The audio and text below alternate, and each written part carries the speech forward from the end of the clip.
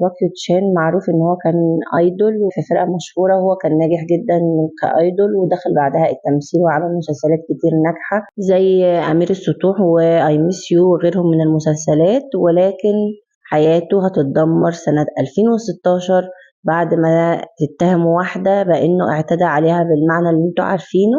طلعت كتير بقى حاجات بأنه هو عنده عضوية في بيت للدعارة. كان معكم محدثكم نادر سيف الدين من أمام إحدى بيوت الدعارة. باي باي قطة. بعد كده البنت اللي هي قالت ان هو اعتدى عليها سحبت الشكوى، بس بعدها ظهرت واحدة تانية وراحت برضو رفعت عليه قضية بانه اعتدى عليها. كانت بتكلمه في حاجة وهو قال لها ان هو مش سامع، وخلينا ندخل الحمام نتكلم فيه عشان اسمعك يعني. وبعدها تم الاعتداء عليها، وبعدها ظهرت واحدة ثالثة ورابعة قالوا نفس السيناريو ان هو حصل واعتدى عليهم. والمشكلة ان كلهم تم الاعتداء عليهم في الحمام، مش عارفة ليه. يعني من وجهة نظري ان هو ممكن شايفه ان هو المكان المثالي، ان هو اللي ما فيهوش كاميرات او حاجة تدل على ادانته، فاهميني؟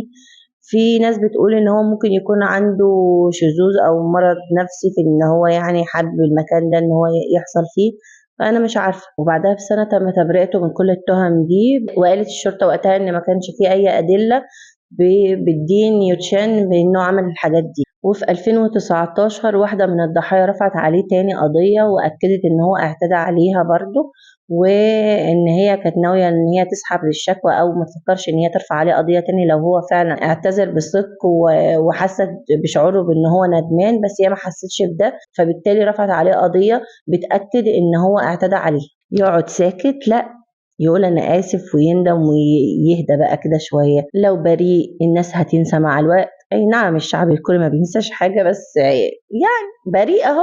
اقعد بقى ساكت كده في حته لوحدك يا باشا واقعد اهدى بقى. لا، ما ينفعش اهدى، انا لازم اعمل مشكله. في نفس السنه في 2019 اتقبض عليه بتهمه تعاطي المخدرات. Please no no no. بالرغم ان هو كان نفى الاخبار دي قبل كده، بس ثبتت عليه التهمه، وخطيبته قالت ان هم تعاطوا المخدرات سوا مرتين او 3 مرات. والشرطه بعد ما لقت الادله الكافيه منعته من السفر، وكشفوا ان نتيجه التحليل بتاعه يوتشان طلعت ايجابيه 100%، وان هو فعلا تعاطى المخدرات. وبعد الاخبار دي كلها قررت وكالته ان هي تنهي عقدها معاه، وان هي نزلت بيان ان هو اعتزل صناعه الترفيه تماما من مسلسلات وافلام وموسيقى وكل حاجه، وان هو اعتزل تماما ومش هيكمل في المجال ده تاني. حتى المحامي بتاعه اعلن انسحابه من القضيه بتاعته، والمحكمه حكمت عليه بانه يكون تحت المراقبه لمده 2 مع دفع مبلغ مالي بسبب تعاطيه وشرائه المخدرات. واتمنع تماما من الظهور على قناه MBC، فهي قررت ان هو ما يظهرش باي شكل من الاشكال على القناه بتاعتها. يقعد ساكت؟ لا. ازاي يقعد ساكت؟ لا. في سنة 2020 طلع في بث وقال ان هو نفسه يرجع تاني للصناعة الترفيهية، انه يمثل يعني ويروج لحاجاته. كانت الكومنتات كلها بتشتمه وبتهزقه ان هو مش قد كلمته، وان انت قلت ان انت هتعتزل طالع لنا تاني ليه. بعدها بفترة طلع في بث مباشر، اخوه كان طالع عامل بث وطلع فيه ولابس نظارة على شكل، هبقى احط لكم الصورة هنا. يا خرا شنو هذا؟ ما بيقعدش ساكت خالص، ما يا عم اقعد في حته بقى. هو حاليا طبعا ما بيمثلش، شهرته طبعا بقت في الارض، مكروه جدا ويستاهل الصراحه. انا لحد دلوقتي مش فاهمه حوار قضيه الاعتداء بتاعه، لانه المفروض يدفع تعويض لضحيه من الضحايا، فمعنى ان هو يدفع تعويض يبقى الاعتداء ده حصل. فانا مش فاهمه ازاي اتبرأ، وازاي في نفس الوقت ملزم ان هو يدفع لضحيه من الضحايا فلوس تعويض.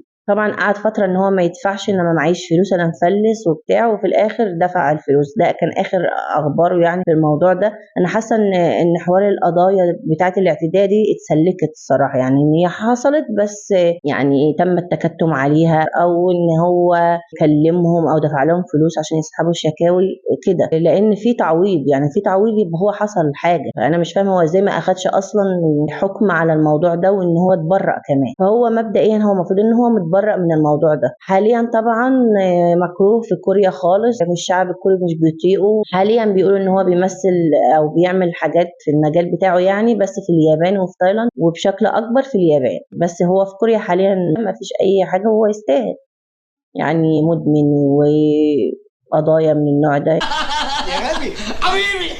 الصراحة اتصدمت فيه قوي، لأنه هو كان باين إنه محترم وناجح ومشهور. ليه يا ابني تعمل في نفسك كده؟ إنك لله. اللي بعد كده يون اون هي. طبعا يون اون هي معروفة جدا، هي كانت أول ظهور لها في فرقة أيدول سنة 1999، وبعد كده اتجهت للتمثيل وعملت مسلسلات كتير ناجحة زي مسلسل القصر ومقر الأمير وكمان أي ميس يو. ولكن في سنة 2015 حصل جدل كبير بسبب سرقة تصميم أزياء ونسبته ليها، وطبعا انكشفت إن هو مش تصميمها، وحصل جدل كبير واتكرهت كتير، وده أدى إلى إنها ما بقتش تمثل زي الأول، وشهرتها ما بقاش في شهرة خالص.